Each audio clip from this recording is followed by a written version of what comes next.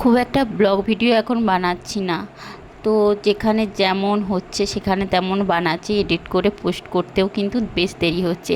আর এই ব্লগটা হলো হায়দ্রাবাদে যেদিনে গিয়েছিলাম তার পর দিনের ভিডিও। সকাল সকাল আমি ঘুম থেকে উঠে পড়েছিলাম, তখন বাজছিল 7টা এরকম। তোমাদের দাদা ভাইও ওঠেনি, আর যাদের বাড়িতে ছিলাম সেও ওঠেনি।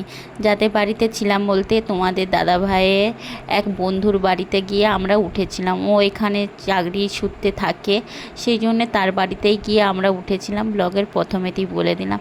যাই হোক, সকলে কেমন আছো? আশা করি ভালো আছো। আর আমি কিন্তু খুব একটা ভালো নেই, মোটামুটি আছি। ভিডিও কন্টিনিউ আসতে থাকবে, যতটা পারবো আর কি। যেরকম সুস্থ থাকবো সেরকম ভিডিও পোস্ট করব, ভিডিওর প্রথমেতেই বলে দিচ্ছি।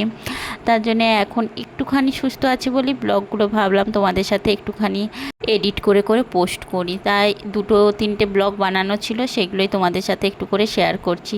সকালবেলায় উঠে আমি ব্রাশ করে নিলাম, কারণ বললামই তো তোমাদের দাদাভাই আর যাদের বাড়িতে গিয়েছিলাম সে কেউই উঠেনি, আমিই উঠেছিলাম। আমার সকাল সকাল ঘুম থেকে ওঠা একটা অভ্যাস আছে, তার জন্য কিন্তু সকাল করেই উঠে পড়েছিলাম। তারপর ব্রাশ করে সকালবেলায় আমার এখন মেন যে কাজ হলো সকালবেলায় এক গাদা ওষুধ খাওয়া আর খাবার খাওয়া, ঘন্টায় ঘন্টায় ওষুধ খাওয়া আর খাবার খাওয়া। তা সেই কাজটা তো করতেই হবে, কারণ নিজেকে সুস্থ রাখতে গেলে আগে ওষুধ না খেলে নিজে কি করে যে সুস্থ হবো নিজে খুঁজে পাচ্ছি না। তার জন্যেই আগে ওষুধ খেয়ে নিলাম। তার একটু বাদে এই যে দেখো, আমরা বাড়ি থেকে মুড়ি নিয়ে গেছিলাম পলিথিনের মধ্যে, সেই মুড়িগুলো বার করেছি, করে অল্পখানি দুটিখানি খাবো বলে আমি বার করছি। কারণ ওষুধ খেলাম, এরপর খাবার না খেলে কিন্তু আমি একদমই ভালো থাকতে পারবো না। কন্টিনিউ যন্ত্রণা তো করে যাচ্ছে। এখন যখন ভিডিওগুলো এডিট করছি এখন একটুখানি সুস্থ আছি, কিন্তু যেদিনকার ভিডিও সেই দিনেও কিন্তু খুব যন্ত্রণার সাথেই আমি দিন কাটিয়েছি। তাই সেভাবে আর ভিডিও বানানো হয়নি। যেদিন মন গেছে একটু ভালো ছিলাম সেদিনেই বানিয়েছি, আর যেদিনে খুব অসুবিধা হতো পারতাম না সেদিনে আর কিন্তু কোনো ভিডিও বানাতাম না। আর দেখো আমি মুড়ি নিলাম আর নিচ্ছি কলা, কারণ কলা শসা এই জিনিস ছাড়া কিন্তু আমার কোনো কিছু খাওয়া চলবে না, না বেসন না তেলে ভাজা, মানে কোনো কিছুই সেভাবে খাওয়া চলবে না। তার জন্যই কলা শসা ছোলা এই সব দিয়েই কিন্তু এখন আমি প্রত্যেক দিনে মুড়ি বা এমনি খাবার খেয়ে থাকি। যাই হোক, তারপরে আমি খাওয়া দাওয়া করে নিয়েছিলাম। আর এদিকে তোমাদের দাদাভাই কিন্তু সকালবেলা ঘুম থেকে তার একটু পরে উঠে পড়েছিল, আর আমি ওকে বললাম যে কি খাবে সকালবেলায়, কি বানাবো দেখো। মানে যে ভাইটার বাড়িতে গিয়েছিলাম তাকেও বললাম যে যদি কিছু খাবে তাহলে বলো, তাহলে বানাই।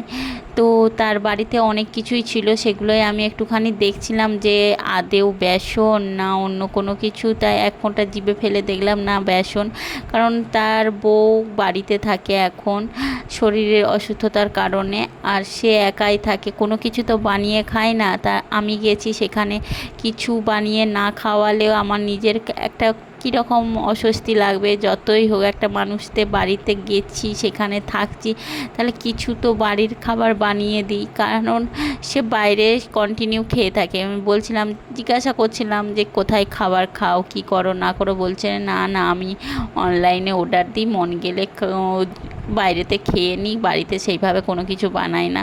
সব জিনিস আছে দেখছিলাম, সেগুলো তো দিন দিন নষ্টও হয়ে যাচ্ছে। তার জন্যই ভাবলাম যে কিছু বানাই। তাই বাড়িতে যেমন বানাই নর্মাল বেসন পেঁয়াজ দিয়ে, তাই সে ভাইটার জন্য আর তোমাদের দাদা ভাইয়ের জন্য কিন্তু অল্প করে বানিয়েছিলাম। তারা মুড়ি খাবে সকালবেলায়, সেই জন্যই সকাল সকাল আমি খাবার খেয়ে নিয়েছিলাম, নিয়ে ওদের জন্য বানিয়ে দিয়েছিলাম। তারপরের কাজ বলতে রান্না, 3টে লোকের রান্না। আমরা ওই বাড়িটাতে 3জন ছিলাম, তাই 3টে লোকের রান্না। তোমাদের দাদাভাই সকালবেলাতে একটা ফুলকপি নিয়ে এসেছিলো দোকান থেকে, ওইখানে সেরকম ধারে কাছে হাট সেরকম বাজার, মানে আমাদের এখানে যেরকম হয়ে থাকে সেরকম ছিল না, দূরে কোথাও ছিল না কি আমি জানি না, আমি তো যাইনি বাইরের দিকে বেশি। ওরাই যাচ্ছিলো, ওরাই সব নিয়ে আসছিলো। তো দোকান থেকেই বললো নিয়ে এসেছি, একটা ফুলকপি নিয়ে এসেছে, সেটাকেই কাটছি। আর এর আগের দিনে যখন গিয়েছিলাম তখন মাছ নিয়ে এসেছিলো, করলা নিয়ে এসেছিলো, তাই সেগুলোই ভাবছি কিছু বানাবো। আর আমি এদিকে সবজি কাটছি, আর তোমাদের দাদাভাই ওইদিকে বেসন দিয়ে মুড়ি খাচ্ছে, মানে পেঁয়াজি করে দিয়েছিলাম, সে পেঁয়াজি দিয়ে মুড়ি খাচ্ছে। আর এমনি কথা বলছিলাম যে ফুলকপিটায় কি বানাবো, কি করব জিজ্ঞাসা করছিলাম। আর এদিকে দেখো ফ্রিজটার মধ্যে এর আগের দিনে রাত্রেবেলায় মাছ কয়েকটা রান্না করেছিলাম, 3 জনের 3 পিসের মতো রান্না করেছিলাম আর বাকিগুলো রেখে দিয়েছিলাম যে আজকে তাহলে হয়ে যাবে। কিন্তু এই মাছটা রান্না করব বলে ভেবেছিলাম, ওরা আবার মাছ খাওয়া দাওয়া করে বাজারে বেরিয়ে আবার দেখবে এক গাদা মাছ নিয়ে এসে হাজির করেছে। এত মাছ আমারও খেতে মন যায় না। তোমাদের দাদাভাই তবুও একটু খায়, কিন্তু সে ভাইটাও খায় না, আমিও বেশি মাছ পছন্দ করি না, তবুও সে এক গাদা নিয়ে এসেছে। যাই হোক, আর এদিকে মাছ বানাবো, ফুলকপি বানাবো আর করলা আলু ভাজি বানাবো, তার জন্য সব কেটে কুটে রেডি করে রেখেছে। হাই দেখো, ওরা বাইরে গিয়ে বাইরের থেকে মাছ নিয়ে এসেছে, একটা বড় মাছ নিয়ে এসেছে, মাছের ডিম, মাছের তেল সব এক গাদা নিয়ে এসেছে।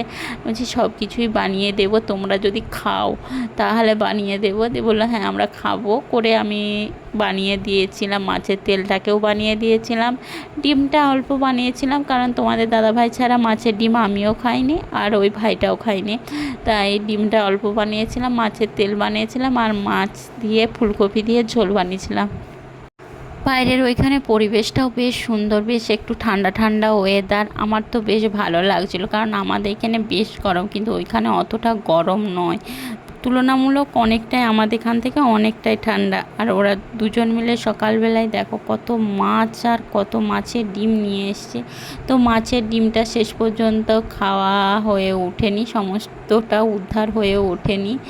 আর মাছগুলো দেখো কত মাছও নিয়ে এসেছে, ডিম নিয়ে এসেছে, মানে কি বলবো আর বলার নয়। আমি বারবার বলছিলাম এত আনার প্রয়োজন ছিল না, তবু সে তারা নিয়ে এসেছে, কী আর করবো। এদিকে দেখো তারপর আমি রান্নাবান্না শুরু করে দিয়েছিলাম, রান্না করেছিলাম আর কি রান্না করেছি দেখে নাও। এদিকে মাছের তেলটাকে ভেজেছি পেঁয়াজ দিয়ে, করলা আলু ভাজি আর ফুলকপি দিয়ে মাছ দিয়ে ঝোল বানিয়েছিলাম। বাস দুপুরবেলায় 3 জনে একসাথে খেয়ে নিয়েছিলাম। আর এইটা হলো রাত্রেবেলায় আমি বসেছি সবজি কাটবো বলে, সবজি কাটতে কী বানাবো কী করব কিছু খুঁজে পাচ্ছিলাম না।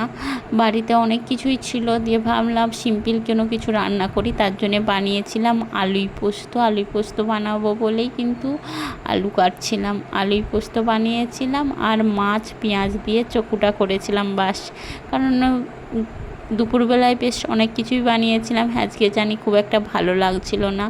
আর বললামই তো, ওই যে পেছনে দেখতে পাচ্ছ তাকের মধ্যে সমস্ত ঘরের জিনিসপত্র সমস্ত কিছুই রাখা আছে, সংসারের যা থাকে, তাই আমার ওইখানে গিয়ে খুব একটা অসুবিধা হয়নি। আর অনেকে জানতেও চাইছিলে যে দিদিভাই তুমি কোথায় ছিলে, বা ওখানে গিয়ে রান্না করছো, সমস্ত কিছু নিয়ে গেছো নাকি, তার জন্যই ব্লগটা দিলাম।